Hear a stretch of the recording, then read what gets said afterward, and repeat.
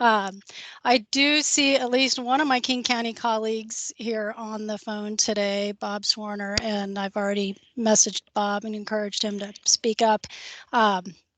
Bob's been leading some of the work that we've been doing around combined sewer overflows, which I'll briefly touch on. Hey, Bob.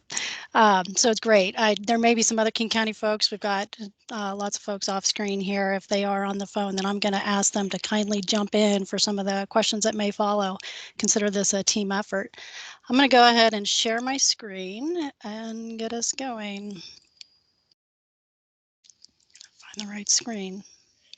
All right, can you all see my screen now? Yes. Great. Okay. All righty. So again, I'm the Climate Preparedness Program Manager for King County. It's a relatively new position that the county created a few years ago, recognizing the need for some additional capacity around preparing for climate change.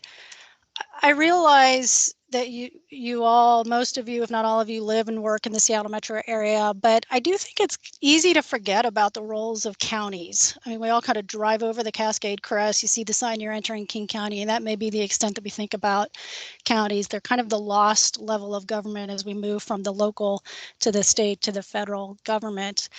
And I think it's a missed opportunity. Counties play a really interesting role when we think about climate preparedness.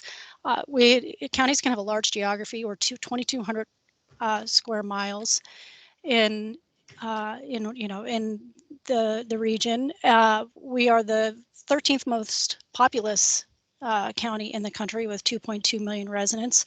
An incredible diversity of environmental systems, of languages, but an incredible diversity of people and nature. Running from obviously to the Cascades to the Sound, we're kind of a microcosm. When you think about climate impacts, we're kind of a microcosm of all the effects of climate change that we see across the state. I think the other thing that's important to remember is that we are both a local government and a regional service provider. So for the unincorporated areas of King County, we have all the local government responsibilities that, say, the city of Seattle has for Seattle residents. But we also provide some important regional services, more than 60 services, in fact. And some of those regional services include regional transit, wastewater treatment, solid waste disposal, flood control, parks and trails, and public health. So there's quite a bit for the county to do, and quite a number of ways that the county can really help influence preparedness, not only for King County as an organization, but for King County as a community of communities. So I want to start with a really basic but important observation, which is that we live in a world of embedded expectations about climate. And I think as engineers, you all are more in tune with that than most people. Those embedded expectations are included in where and how we design infrastructure, in where and how we grow our food, and in how we manage natural systems and natural hazards. And the issue, of course, is that climate change is changing that risk and challenging those embedded expectations. So in short, climate change is changing the risk that we have to manage for. And I do hope that as we look to find ways to address that changing risk, we can do it in a much more effective way than this person is while working on his car. I want to quickly note the range of changes that we're concerned about here in King County. For more information, I would encourage you all to look at the Puget Sound State of Knowledge Report produced by the University of Washington Climate Impacts Group in 2015, as well as a number of other resources that they've produced since that time.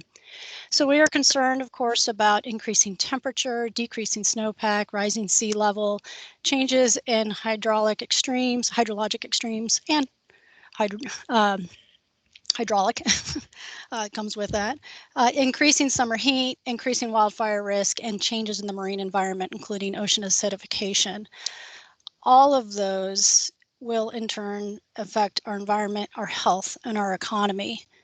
And as we unpack that a little bit more, we start to see a broader range of implications, from damage to public and private infrastructure, economic disruption, increased risk to public health, all the way through to even potential changes in capital finance and insurance markets. I think it's important to remember, however, that vulnerability is not simply a function of how our climate is changing. It's really the intersection of changes in climate with human decisions that shape our vulnerabilities. So using this photo as an example, it's not just that climate change is causing rivers to flood more frequently or for those floods to be bigger. It's the fact that it's now intersecting with roads and communities. That really speaks to these embedded expectations, the assumptions that we made when we designed those roads in proximity to the river, or when we put those communities in those locations.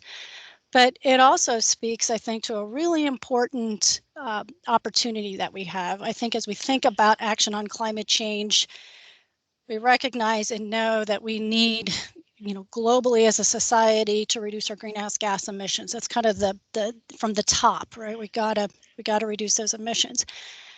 That's going to take time, right? We're working on it. I think we're making progress, but obviously we have a long way to go before we're really going to literally and figuratively take our foot off the gas pedal on the increase in those emissions.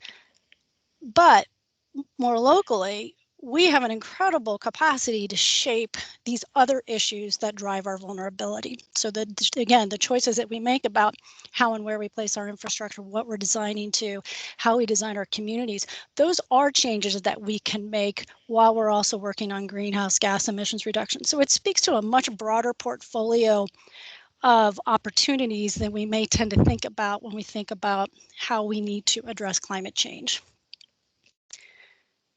I think it's also important to recognize the intersectionality of racial justice and income on vulnerability. Impacts from climate change can have a disproportionate effect on low-income communities and communities of color.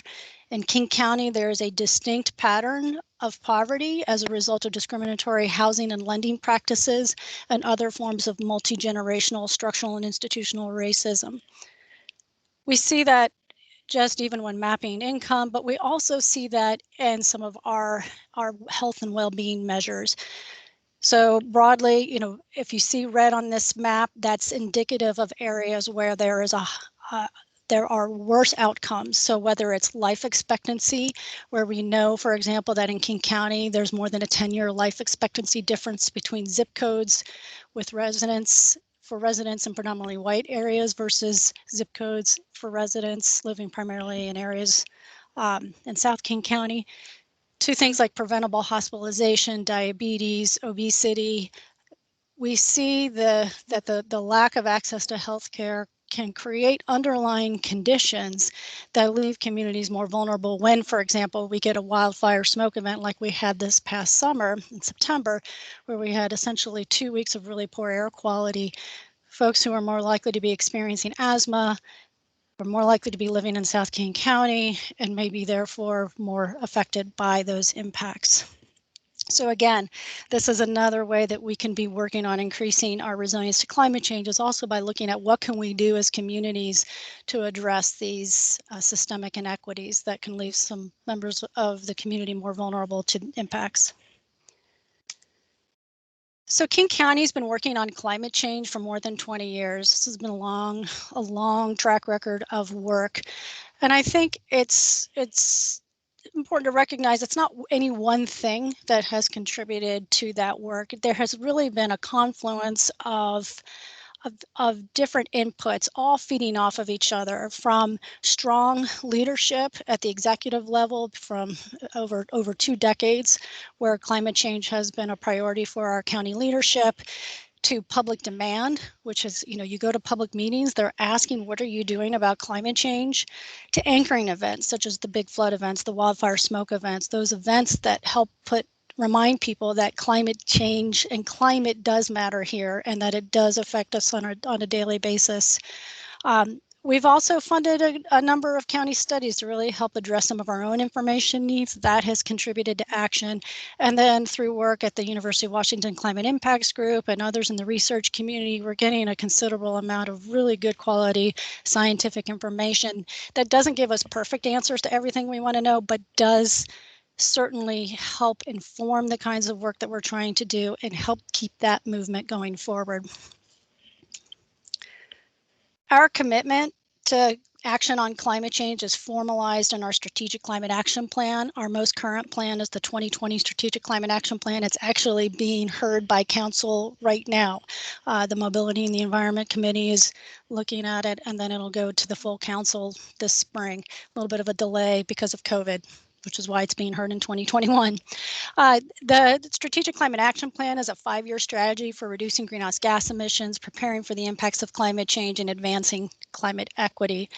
I lead the work on the Preparing for Climate Change section. I'm not going to go into a lot of detail about that work, but just to give you a sense of what's in there, we have for the first time an overarching vision of success, a new strategic framework, a new performance measurement system, brand new. We haven't looked at that before. We'll be launching that. And then a much broader set of preparedness activities. So we're really seeing an increased interest on the part of King County programs to prepare for climate change, and with that, a much broader range of activities. If we step back from the specific actions that are in the Strategic Climate Action Plan and just kind of look at what the broader priorities are, they are first and foremost to equitably reduce climate risks. So there are actions in there around stormwater management, forest health and wildfire, sea level rise, flooding, etc. We're also equally emphasizing operationalizing or mainstreaming climate preparedness. So this is really looking at how do we as a county government and as an organization ensure that we have the capacity to bring climate information into our decision processes, to analyze what that means for the decisions we're trying to make, and to essentially implement more climate adaptive decisions. And then we are also looking to accelerate regional preparedness by strengthening regional partnerships with King County communities, state agencies, tribal governments, and others. So we are a region defined by water, whether it's too much water or not enough of it. So not surprisingly, when it came to some of that early work on climate change, it really was focused on water. So our wastewater treatment division in particular was one of the first agencies within King County to really start looking critically at climate change, looking at issues like sea level rise in particular, and increasingly looking at changes in heavy precipitation. I'm going to focus the rest of my presentation on some of the work that we're doing specifically in those areas, but of course I'm happy to answer questions about all of our work across a broader range of issues at the end. So in terms of some of our more recent work, I'm not going to give you the whole 20-year perspective, but in terms of some of the more recent work, we have assessed climate change impacts on heavy rainfall, initially with 2 regional climate models and greenhouse gas scenarios, a low and a high greenhouse gas scenario. We expanded that in 2019 and 2020 to actually include now more than a dozen models. We've assessed impacts on stormwater BMP sizing, so stormwater facility sizing. That work is ongoing. We've assessed the impacts of heavier rain events on CSO facility sizing. Bob has been really the brains behind that work. That is ongoing work. I'll share some of the highlights of what we're learning so far from that. We've done a sea level rise assessment on King County owned facilities. We're still wrapping that up. We've scoped and secured funding for a sea level rise study with USGS, so that'll be starting soon, but we're going to do a coastal flood modeling study. Part of that work includes a groundwater study for the lower Duwamish. We're interested in getting a better understanding of how groundwater levels in the lower Duwamish may change with sea level rise. And then we've established a wastewater adaptation working group. Actually, that group was just meeting before this call. That is really, I think, a great example of an agency-led effort to start tackling some of the more complex challenges and questions that come with trying to really fully incorporate climate change into your day-to-day work. It's been really exciting to be part of that, and kudos to WTD for getting that group started. All right, so as engineers, I always like to joke, engineers are always asking, what's the number? And when we talk about preparing for climate change, whether it's stormwater, sea level rise, or any other issue, there's still this question of picking the number. And I want to just provide a little bit of an example of what it means to pick the number using sea level rise as an example. First we have to decide what's the time horizon for the decision that we are trying to manage. Are we just looking to plan to 2050, 2100 for sea level rise? There are scenarios out to 2150. And I guess with that too, there are different time horizons for asset life that start to factor into that. What emission scenario are we feeling lucky and want to plan for maybe a lower emission scenario, or do we feel like we need to really plan for potentially much higher emissions, which in kind of greenhouse gas lingo is the RCP, or representative concentration pathway scenarios. In the case of the sea level rise scenarios that are now available for Washington State, we actually have an added component, which is the probability. What is the probability of exceedance that you're looking to plan to? Are you looking for a kind of a middle value, the 50th percentile?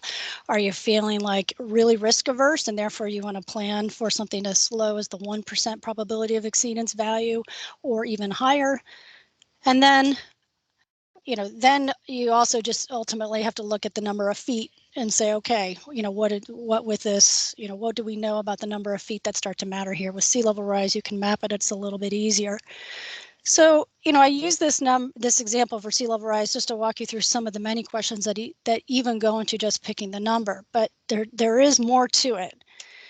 And this is where I want to focus in, or transition over to what are we learning from some of the work that I highlighted earlier, the heavy rain, the heavy rain, changes in heavy rain modeling that we've done, and the way that we've taken that information and started to use that to look at stormwater and CSOs.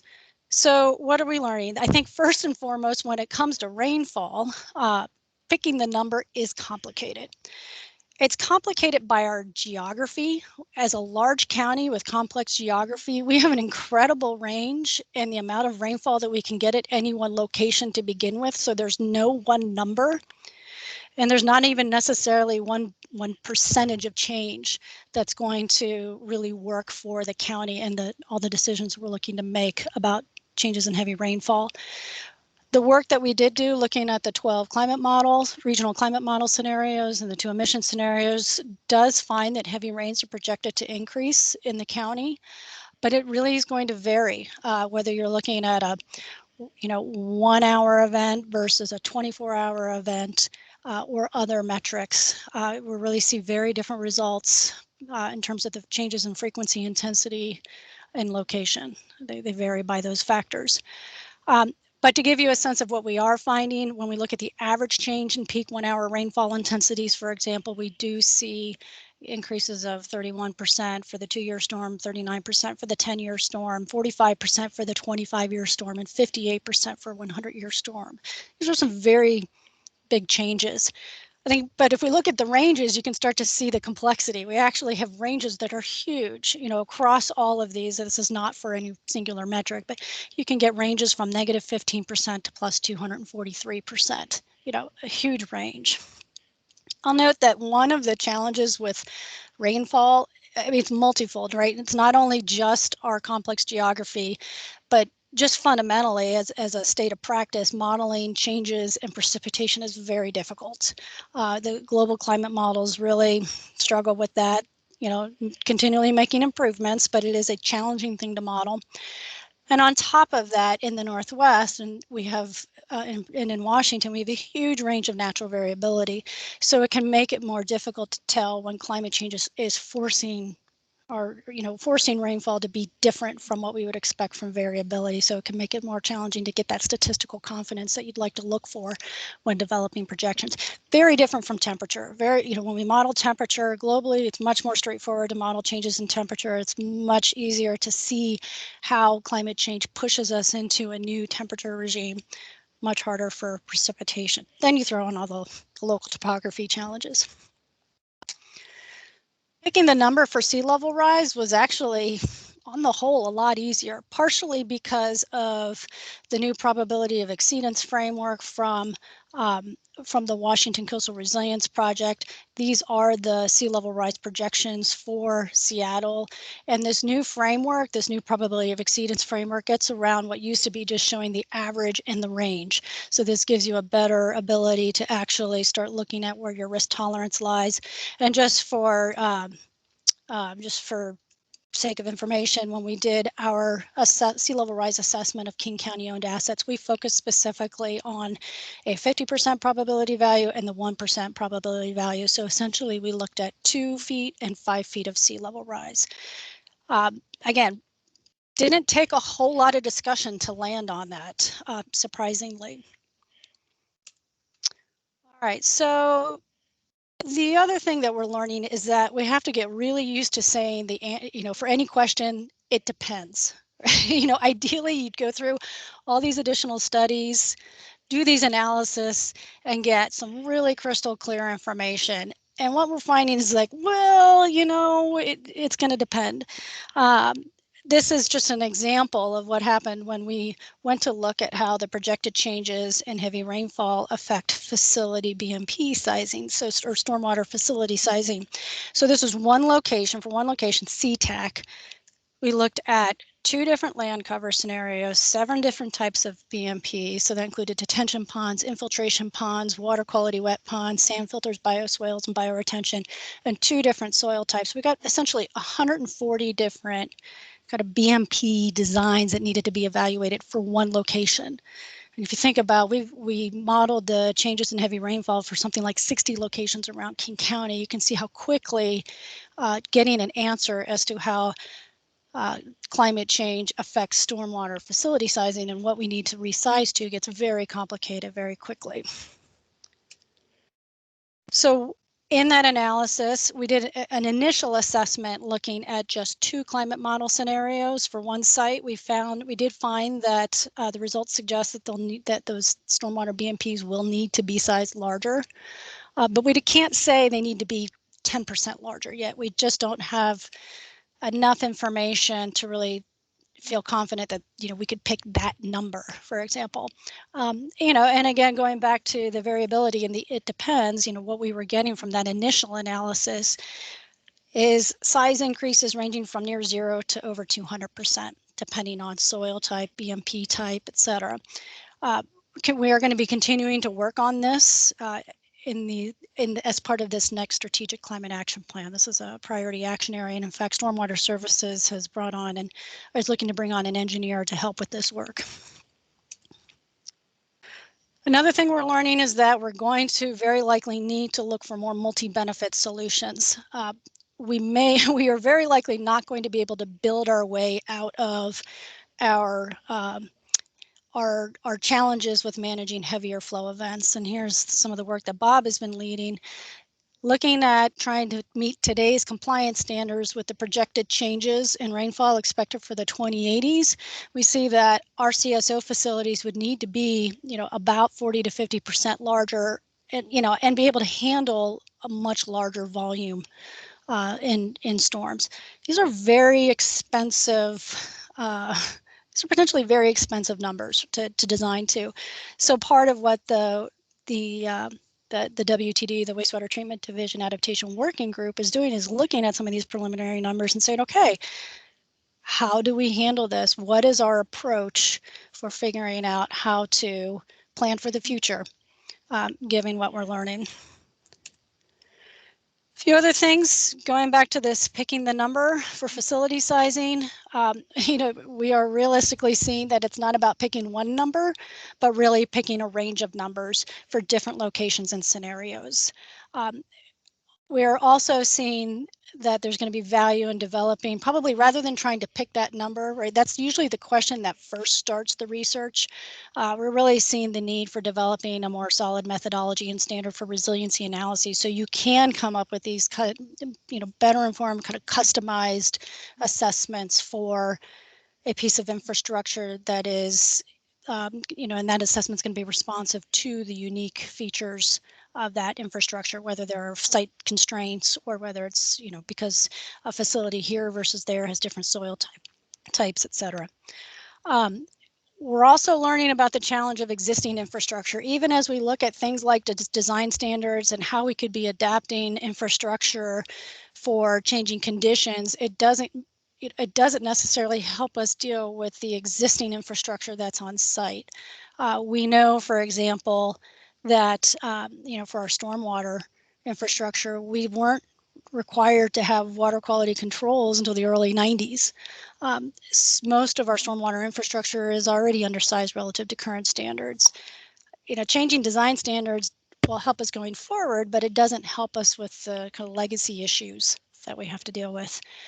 The other thing we're learning is that we can buy time by trying to optimize performance. So one of the actions that Stormwater Services has put into our next strategic climate action plan is actually using smart technology and monitoring systems to see if we can maximize the capacity of our existing systems.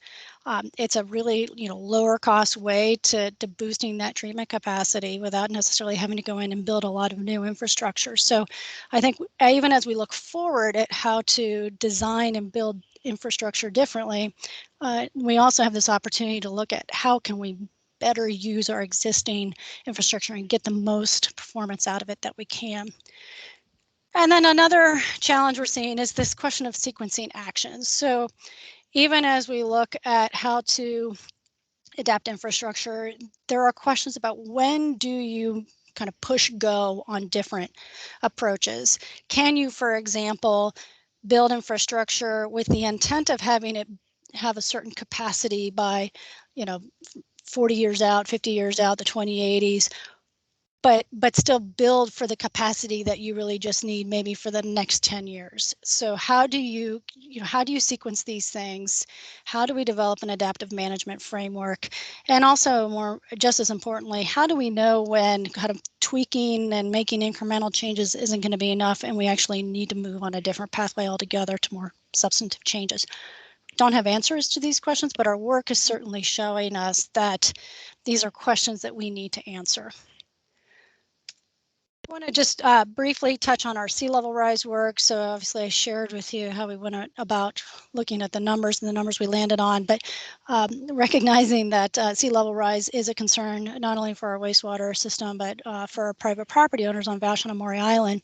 I just wanted to quickly note that we did pass a new sea level rise risk area for Vashon and Maury Island that extends existing 100-year floodplain elevation building requirements landward of that current 100-year floodplain boundary. That you don't have to have FEMA insurance in there in that boundary, but it is an example of how we are trying to get ahead of the risk, knowing that there's no magic wall between, whether you sit to the left or to the right of the existing FEMA 100-year floodplain boundary.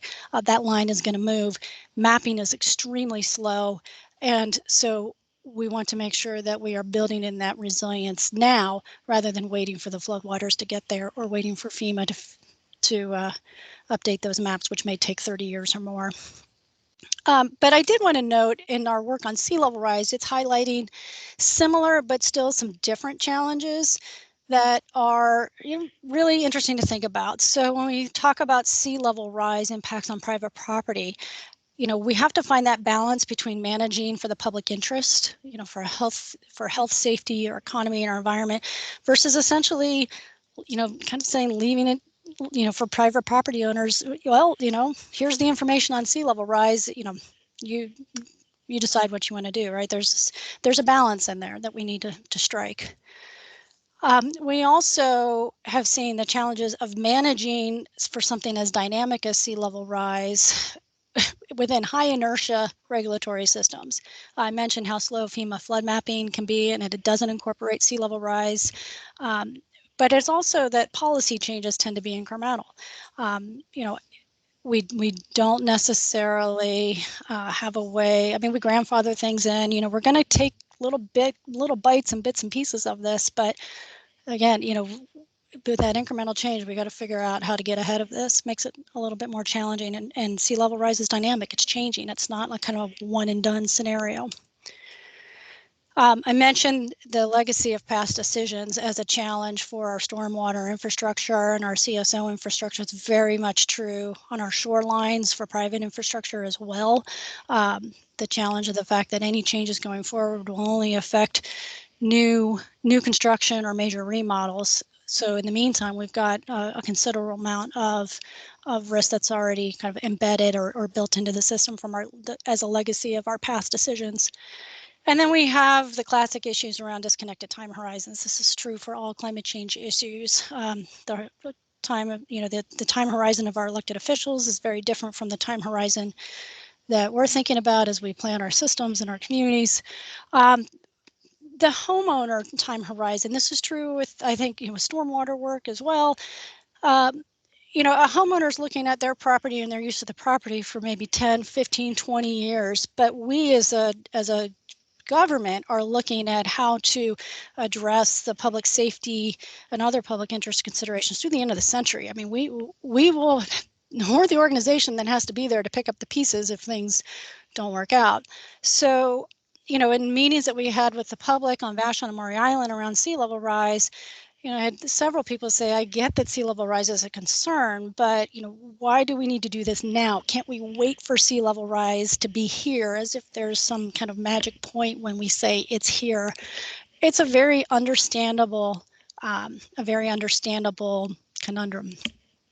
And then, of course, we run into this all the time, the issue of asset life versus reality, right? We put in bridges, we put in infrastructure with a 40-year design life, but the reality is that it's in there much, much longer. And so as we think about the future and kind of what are we planning for with climate change, the question is, what is the right time horizon to be thinking about? And are we really truly planning for the extended time period where that asset will be there? So looking ahead at our 2020 Strategic Climate Action Plan and some of the work that we have planned, I've mentioned this a little bit. For stormwater and CSOs, we're going to continue to do some work around developing a methodology and standard for assessing climate resiliency for stormwater management. I mentioned the work on optimizing our performance of our existing stormwater assets. And, Bob's going to be working with others at WTD to continue to expand our assessment on wastewater conveyance and CSO, the CSO program, for example. WTD will also be looking at sea level rise, which is my next slide. We are going to be launching a salinity intrusion study to get a better understanding of how higher tide levels may be affecting essentially marine flow back into the wastewater conveyance system. We're partnering with USGS to conduct that coastal flood study. I mentioned that previously we were focusing on getting the resources secured. That work is going to be getting underway, as will the groundwater study in the lower Duwamish. We are working also closely with our partners at the City of Seattle, Seattle Public Utilities, and the Port of Seattle around planning for sea level rise in the lower Duwamish. It's an area with a lot of shared interests and a lot of shared and interconnected infrastructure. So it's really important that we're all talking to each other and using some common assumptions in terms of what we're planning for when it comes to sea level rise. And then we are looking to improve some permitting guidance around sea level rise and bulkheads. So with that, I'm going to close. My contact information is here. I certainly invite questions at any time, whether it's obviously, in the next few minutes or whether it's 2 weeks from now. Happy to share whatever information I can with you. So that concludes my presentation. Perfect. Thank you, Laura. That was very informative. Like Laura said, if there's any questions, we'll now open it up. Feel free to type in the chat box or turn on your mic and or camera if you so choose. And I am trying to figure out how to stop sharing my screen. Somehow I have lost our call in the myriad of windows I have here. Here we go. Perfect. Okay. Sorry about that. Oh, you're good.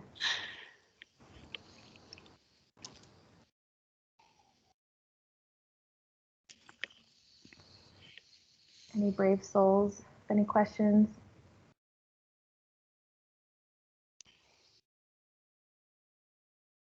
I do see a couple more King County colleagues on here, so this is a good time to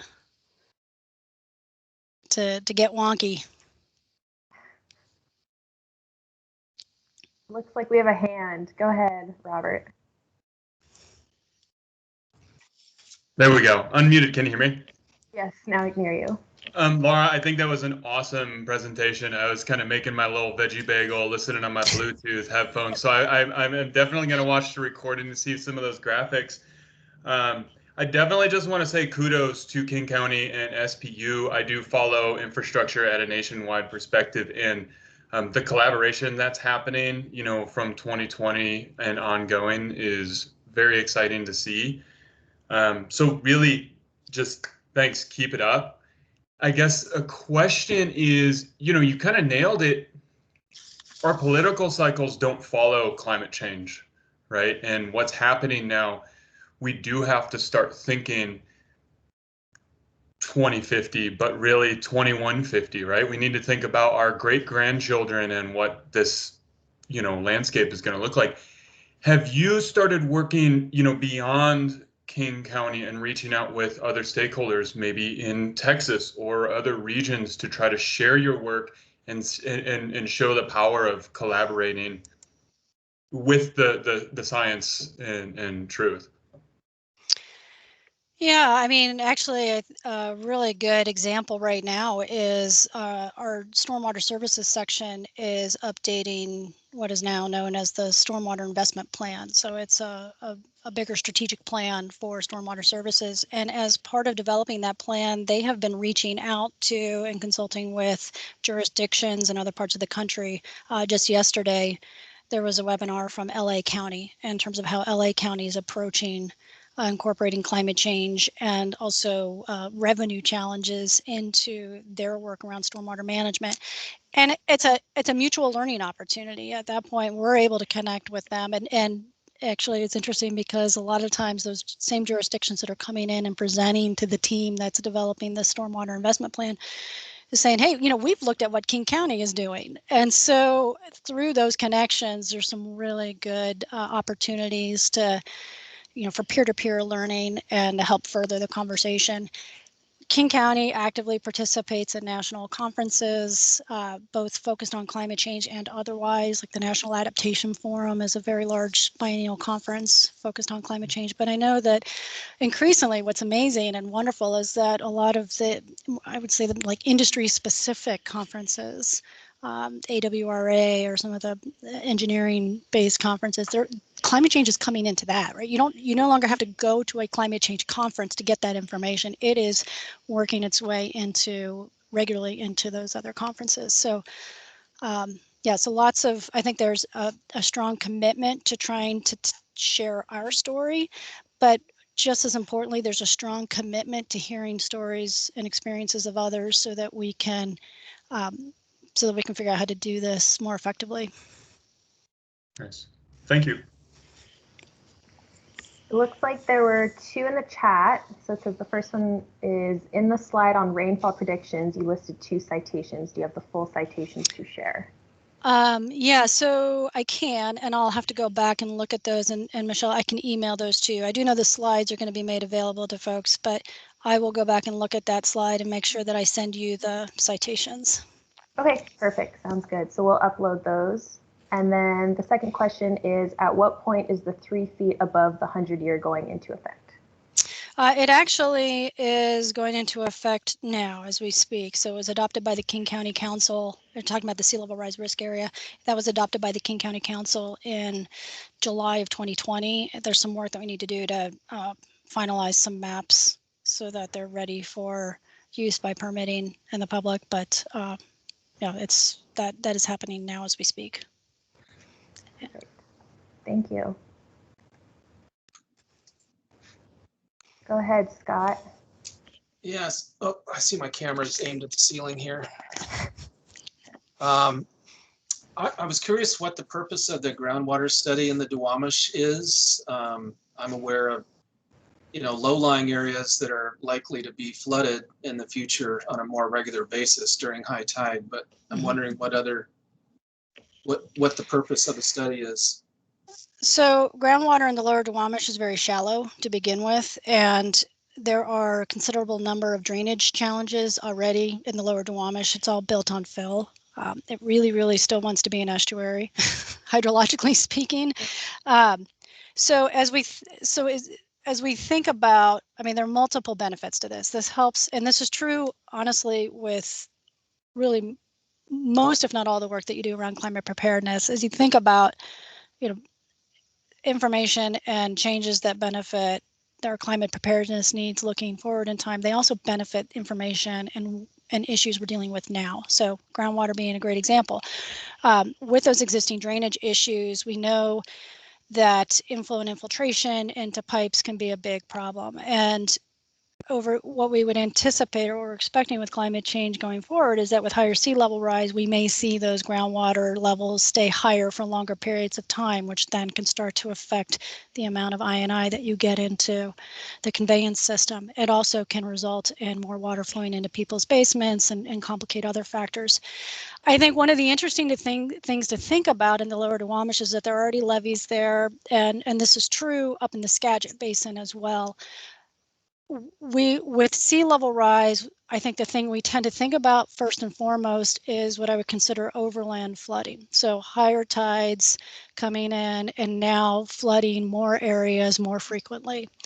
That's that, overtopping of levees, et cetera, depending on how tall they are, that can be an issue. But groundwater, you can, in theory, build taller levees, move them back, make structural changes that address that potential for overtopping. Groundwater is a much bigger challenge. It's everywhere. There's no seawall for groundwater necessarily. So it's kind of this hidden or probably less considered challenge with sea level rise, and can complicate our response. And it may be a much more challenging problem to deal with going forward. So part of what we're looking to do there is just really get a better understanding right now. How does groundwater change with changes in tides? How does it change seasonally with heavier precipitation, for example, and with our wetter winters? And then how can we incorporate that into modeling to get a better, kind of more comprehensive sense of how sea level rise and associated changes in hydrology and precipitation could affect all the issues we're looking to manage for in the lower Duwamish, again, in partnership with the city of Seattle and the communities that are in the lower Duwamish. Great, thanks a lot. All right, 2 more questions in the chat for you. The first one says, you talk about what the county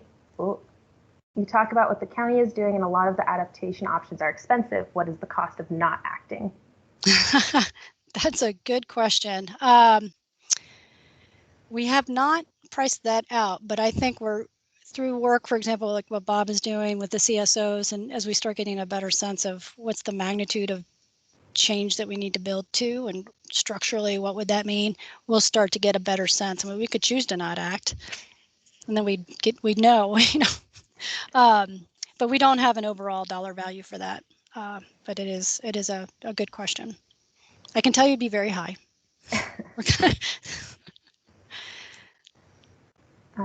The next one says, are preliminary reports on the impacts to stormwater BMP sizes available online at this time? I think so. I can send that, if they are, I can send that link as well with the other resources that or citations I was going to send. Perfect. We'll add that in there. And then another one is, you mentioned both intersectionality with RSJ and also the idea that we need more cost-effective solutions and solutions with multiple benefits. What is a project or a design modification that comes to mind for you that would address all of these challenges and goals? Well, I can give you an example that doesn't have to do with CSOs or stormwater, but I know there are examples in there, but the one that immediately comes to mind is a project that I'm working on. We've done some mapping of near surface temperatures around King County. It's a heat map looking at essentially identifying where our urban heat islands are. And not surprisingly, there's a higher distribution of urban heat islands in South King County in many of the same areas that were showing up on our income and health disparities maps. So that's where you see this confluence of hotter urban temperatures intersecting with underlying health issues that may leave people more vulnerable to extreme heat events and heat waves when we get them. So now what we're in the position of doing is looking at investments that we're already making through programs like the Land Conservation Initiative and other open space management and tree planting, for example, and figure out, can we direct some of that work, which is already applying an equity lens, can we also apply this heat mapping lens to that and really start directing some of that investment to those areas? We can also see many of those areas may need additional stormwater investment, and so there's an opportunity there to think about, as we're putting in green stormwater infrastructure, can we not only use some open spaces for green stormwater infrastructure, but also be addressing some of the heat impacts that are in those areas. So having this information is now really starting to open up that conversation to what do these multi-benefit approaches really start to look like. Great, thank you. Looks like Scott, I think you still have your hand up. I don't think you have another question, is that right? Oh, okay. Anyone else with any questions? Go ahead, Anna. Sorry, I had a moment getting myself unmuted there. Have you looked internationally at all? There are some jurisdictions that have been more aggressive on climate change. In response to the question about looking at the cost of doing nothing, there was the city of Townsville, Australia did a study where they included a forced retreat scenario where they said, well, let's rebuild over and over until we're too exhausted to continue.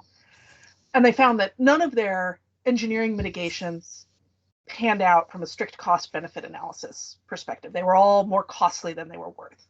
But the forced mitigation scenario, the forced retreat scenario, was like 150 million more expensive yet, just in the strict monetary cost of rebuilding after storms, let alone the social damage. And so I'm wondering if you've thought to look internationally to see those kinds of different approaches or ways to approach the question of what does it cost to do nothing? Yes, we'll look wherever the information is. There's no barrier to our Google accounts at the county that keep us within the confines of the lower 48. So yeah, I'd say absolutely we are open and interested in hearing all of those stories and getting those case studies to start getting a better sense of who's doing what. I think, as you know, in terms of the economic effects of climate change as a field of practice, it is still really new. And I think what you've seen over the last 20 years is a lot of time and energy justifiably spent right now trying to understand just the scope and scale of the challenges that we need to deal with, whether we're talking about, you know, at the local level like King County or the state of Washington or at the national level. Now the conversation is starting to move on to the costs and trying to get a better sense of how do we fully recognize and account for the costs of climate change, because that does start to feed into how the kinds of decisions you need to make, how you sequence those decisions, et cetera. So I think there's a long way to go. Of course, there are always the challenges of valuing environmental services and how do we bring that into the cost accounting.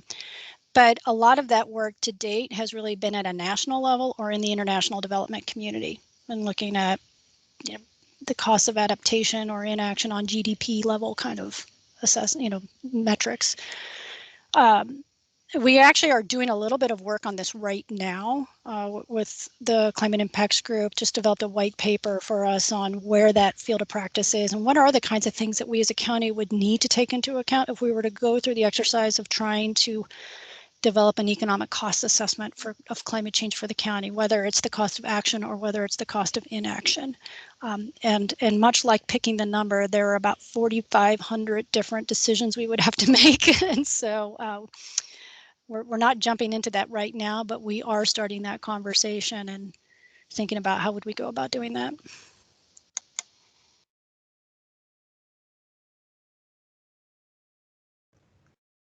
Great. Well, maybe we have time for one, maybe two more questions if anyone else has a question.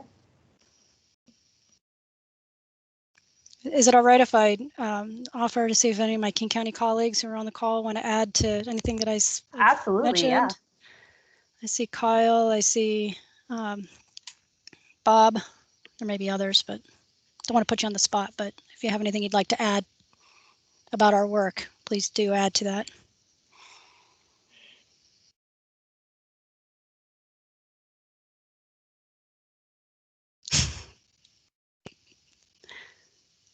All right. All right, well, last call for questions, comments, concerns.